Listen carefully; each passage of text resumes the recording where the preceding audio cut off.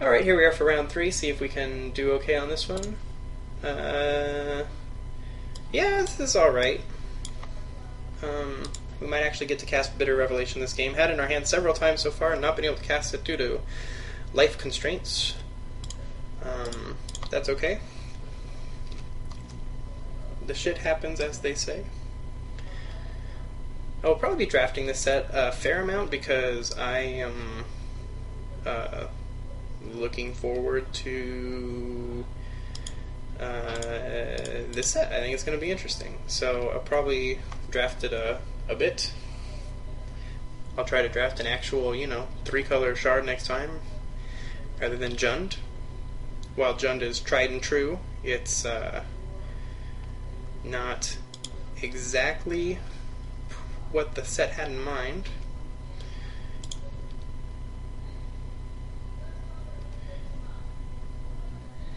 I could have played the Mountain and played the Pinewalker face down, but the reason I didn't was so that I could cast the War Shrieker next turn into the Pinewalker.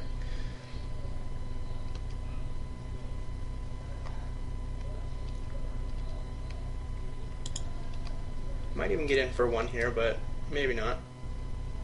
Probably not. It's probably a smart block. There you go. Jund is online.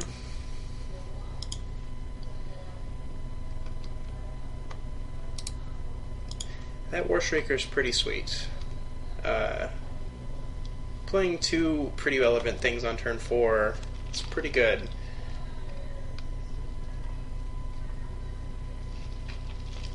It's almost like a 1-mana 3/3, sort of. Not quite. Okay, you got it, bro.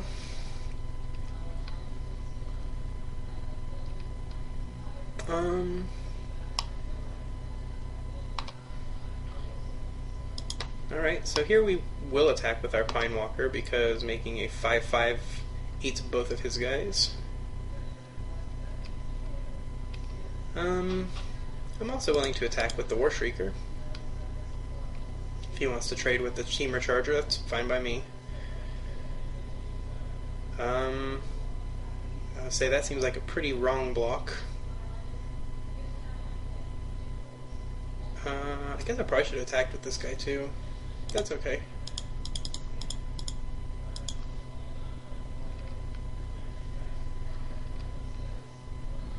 And yeah, it's fine by me.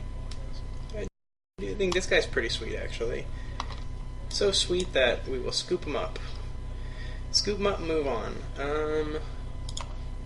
He's Naya. So apparently I'm not the only one who has trouble drafting these colors, because other than the guy who wumped us up on round 2, which was actually sort of a close round, the first guy and the third guy both are also playing your normal shard colors. Whatever, not your enemy shards or whatever the hell they call them. I think we're fine here. I think Roar of the Challenge is sweet in a deck that you're either super, super aggressive or have lots of big guys. It might be okay in this deck. I don't know, maybe we should try it.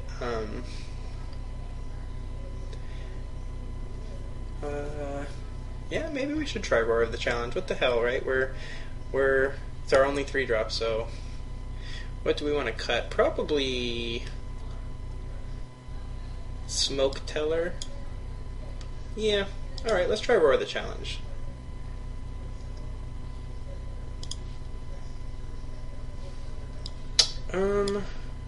This one is sweet if I draw lands. If we don't, I guess we're just pumping up Disowned Ancestors. Alright, that's fine. We got some blocking. We should live long enough to get our guys out. That's one pretty cool thing about Disowned Ancestor is you can make it big, and when it's not big, it's still a pretty good wall for 1 mana. Not that I would play an 0-4 that didn't do anything for 1 mana, but in the meantime, it's not a terrible place to be.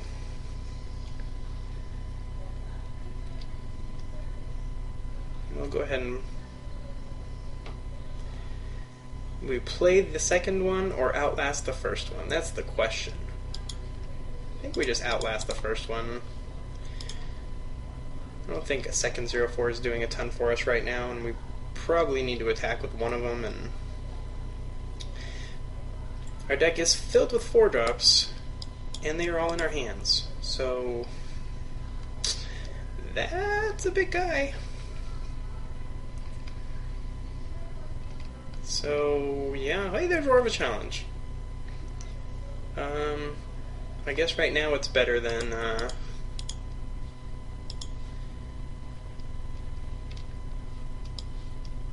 or equally as bad as a smoke teller.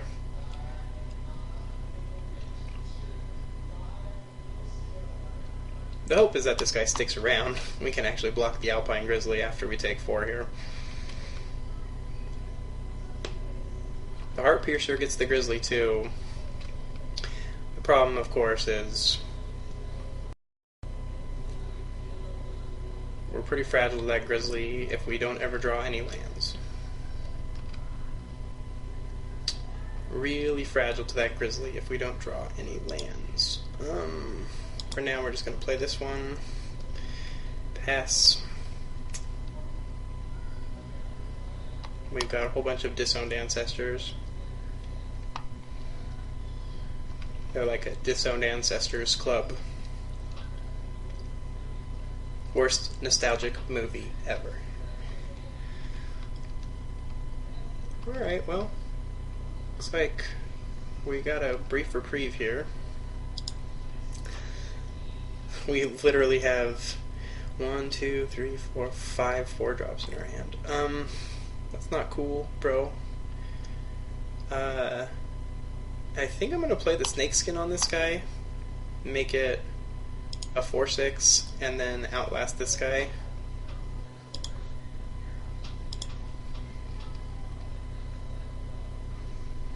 Or do I not want to outlast that guy?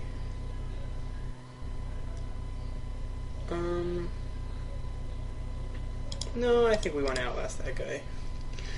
Alright, so again, we're pretty weak to any kind of bounce spell here. In fact, any kind of bounce spell and we take about 1 million. I didn't do the math, but it's somewhere in the proximity of 1 million.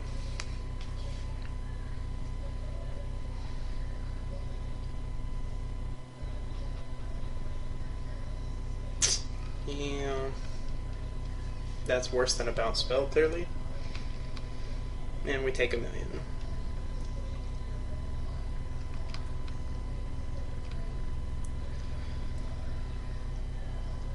We've got 2 Bring Lows and lots of gas going here. If we can just draw something other than a tap land. Alright, well, we're probably gonna die here.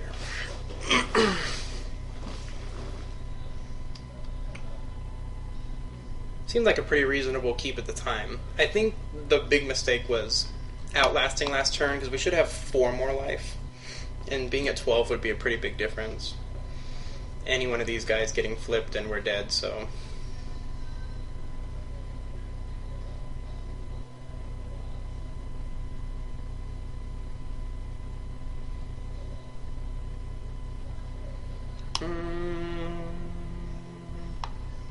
Okay.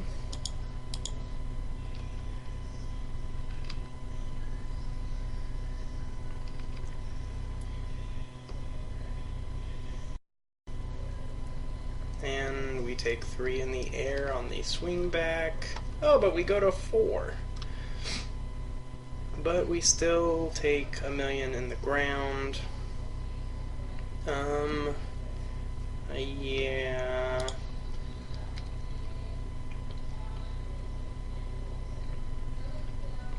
I'm sure he's just going to attack with everybody here, because that's what you should do. This guy's pretty badass, actually. The 5 mana, though. It looks sweet.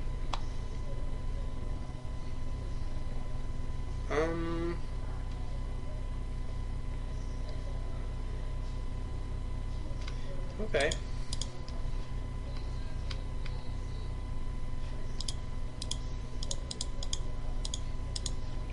live to see another day.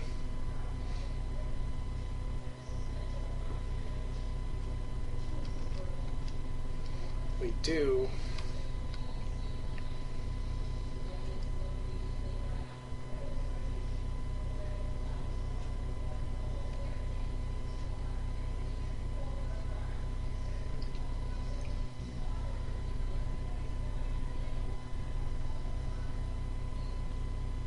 Hmm.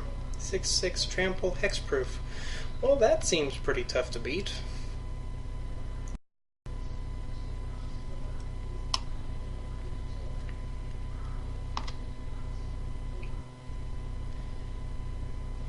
I was almost able to cast the Nightblade, give this guy Death Touch, then play Roar of the Challenge to eat all his guys and leave that, but that's not gonna do it. Yeah, that's gonna... Let's go ahead and let's cast Bitter Revelation anyway.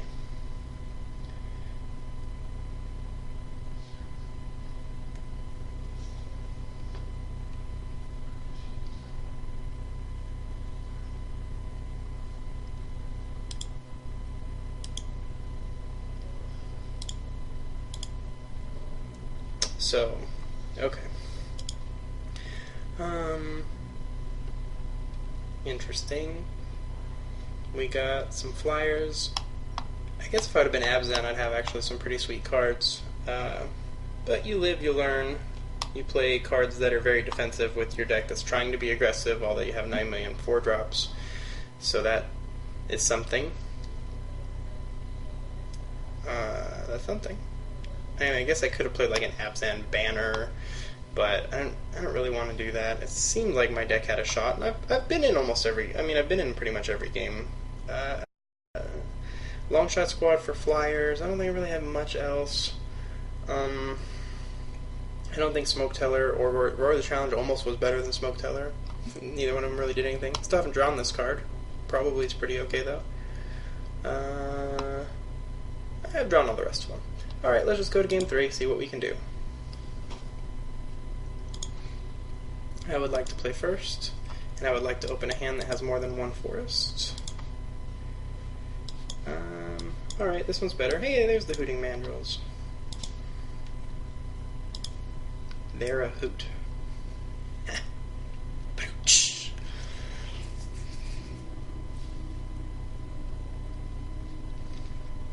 I mean, this isn't the greatest hand, but you mulligan, you mulligan, right? Great. My curve is pretty heavy, other than, I mean, I do have quite a few morphs, I just haven't drawn that many of them. There's one. Gonna need to draw a land, though. Pretty much any land will do.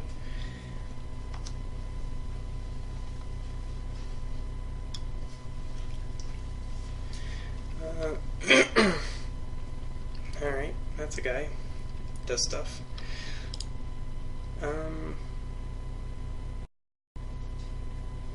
I think we just want to bring that guy down low.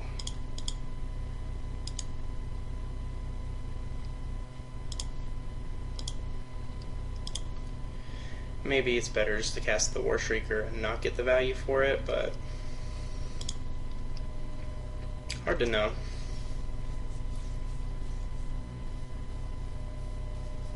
If I draw a land that can be tapped, I can cast the Mandrills.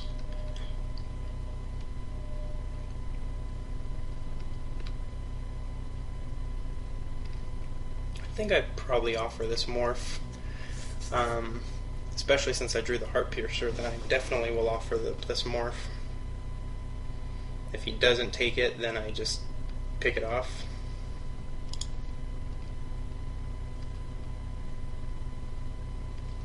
Alright, that is perfect. Perfect! That's exactly what I was hoping would happen, so yay. That guy would have been pretty tough to deal with.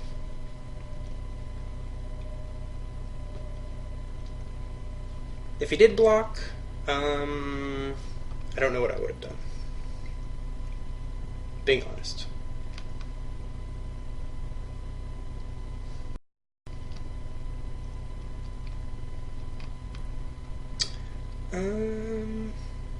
Let's see.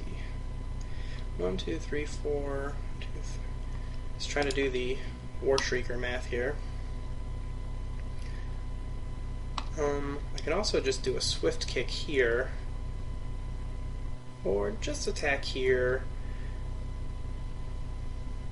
play the War Shrieker. Actually, I guess I would play the Hooting Mandrill. So yeah, let's just attack with the War Piercer. And this one takes 6, right? Yeah, it's worth waiting a turn on that one. I don't want my guy to be ginormous.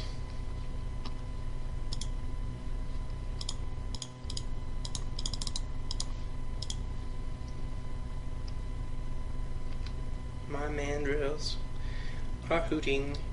They're probably much better in decks that are, made for Delve, but I still think a 5-mana 4/4 is totally fine, and sometimes you're going to be able to cast them for more. I think they're actually a lot better than they came around in the draft. They were, I think I got mine, 3rd to last pick or something, which is pretty crazy.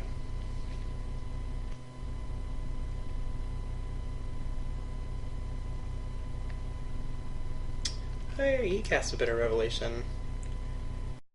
It can be cast. It's a castable card.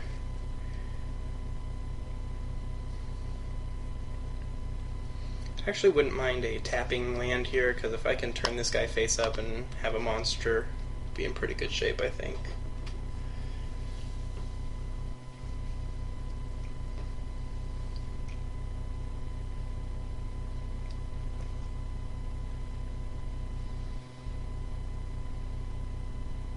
This guy is a 5-color deck. So, 5-color, mostly Teamer style, with some Sultai kicked in. The Abomination of Gudul. He's got some tough decisions here with his Bitter Revelation.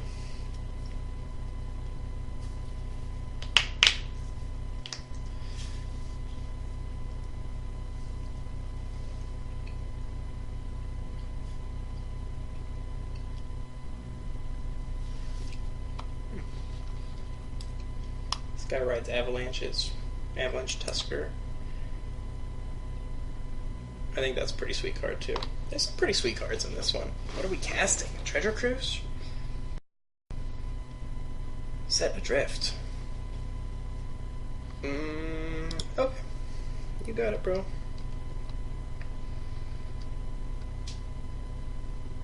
It's a little unfortunate, because now not only can I not cast it, but I'm a turn away from being able to use my Woolly Loxodon. So it's pretty good card, I think.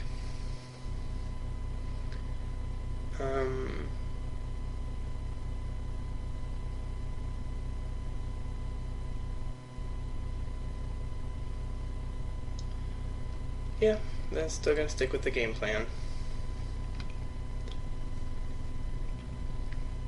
I think I'm just gonna cast the War Shrieker here. I don't get the value out of it, but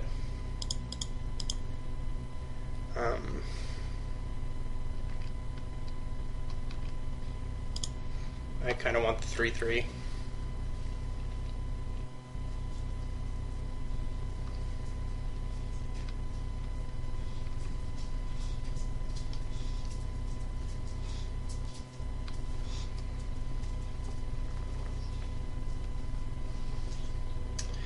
That's a big guy. Not as big as my 6/7. Doesn't really matter if you don't draw a land to cast yours. 6/7. I also am going to have eventually a dude who has Death Touch. Well, it's going to take a minute. Gonna take a minute.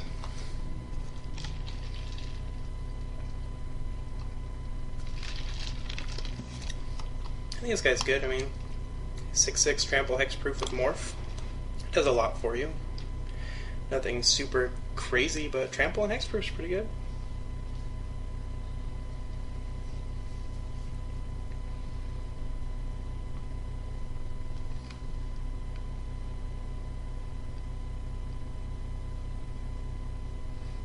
Be a pretty gutsy attack here. Yeah, I didn't think so.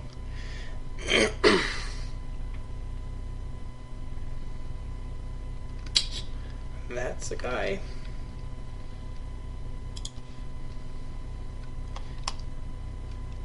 Four, 5 flyer for 6. That is big.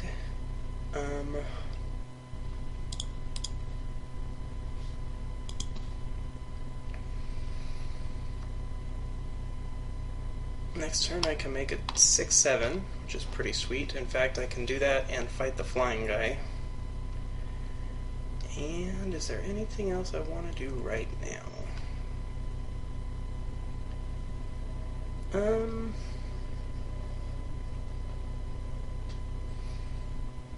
I mean, I guess I could swift kick this guy right now and just trade off my guy.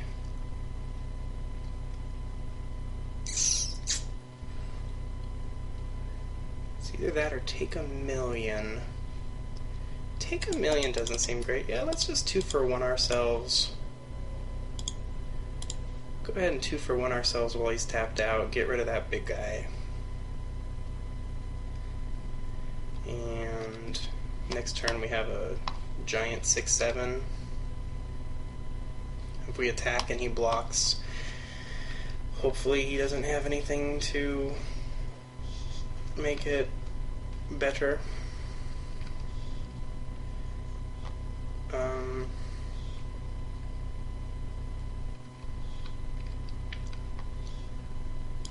We're just gonna go for it. Doesn't seem like he can block. Or maybe he can block. He might have some sort of trick, but nope, he's just gonna lose his giant guy. Alright, well that's pretty good for us. Pretty huge, actually. And next turn I can cast both Bitter Revelation and Hooting Mandrills. That seems pretty good. So I have 4 in my graveyard. 1, 2, 3, 4. Yeah, cast both Bitter Revelation and Hooting Mandrills. So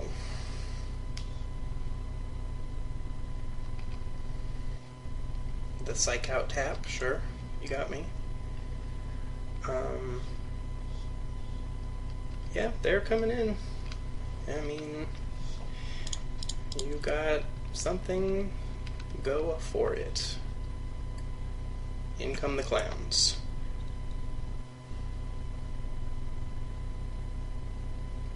Okie dokie.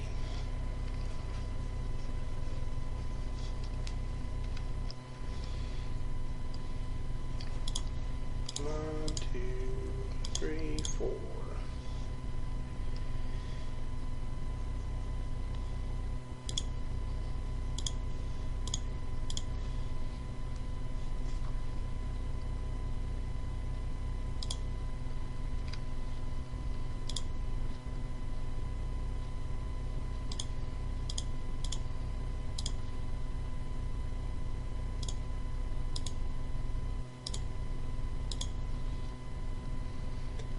That seems like a pretty strong turn right there. Followed up by 2 guys next turn. Yeah, he thought so too. So, first draft impressions. I won't make this too long. If you're bored, you can already turn it off. You may not already be watching because it's round 3. Probably definitely get rewarded for playing the trio of colors that are set to go together. But black-red, those red Mardu cards with the black, ours wasn't even that good of a deck, and it still had some pull, some aggression. I mean, that bellowing Saddle Brute is a beast. I guess he's technically an Orc Warrior, but you know what I mean. He's like a big burly guy, and lots of fixing, and yeah, I would have liked to have played Dune Blast. I think this card's probably an absolute bomb, but I didn't want to stretch the mana thinner than it already was. I think maybe a little less power and a little more consistency is probably important. There were a lot of games that went pretty long. That may be because I did a bad job of trying to make my deck aggressive, or I'm sure the deck, just compared to like, early Theros block before the full block was out, or some of the other formats, it's probably going to be slower and more powerful, but we'll have to see. We'll keep going, see what kind of a feel we can get for it. So far it seems pretty fun. Thanks for watching. Again, I'm Kevin for Channel Mana Leak, and this was first draft I've done in the pre-release of Khans of Tarkir, and we'll see you next time.